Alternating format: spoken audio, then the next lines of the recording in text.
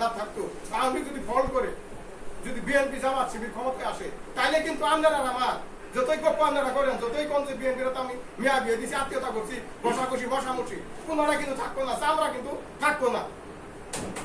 এটা পরিষ্কার কথা, আমরা থাকবো না, কিছু হবো না। আমরা ঘরে আনবে না কিছু কথাটা বুঝেন নাই। আমার তো বড় বড় নেতা করে, আর বড় বড় বিএনপি নেতা করতে খাতির আছে, আমরা ঘরে নাই।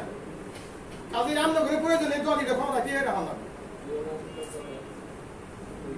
ঠিক আছে, আমার কথা হইল যে আওয়ামী লীগ সরকার রাষ্ট্রীয় ক্ষমতায় আছে, এই সময় আমরা দুঃসময়, তাছাড়াও আমাদের আওয়ামী লীগ সরকার ক্ষমতায় আমরা এই পাওয়ার এবং আমাদের এই দুঃসময়টার কাজে লাগাইয়া আমরা এই অপশক্তিকে আমরা কি করে প্রতিহত করব, এই মনোবল আমাদের প্রত্যেকেরই থাকতে হবে।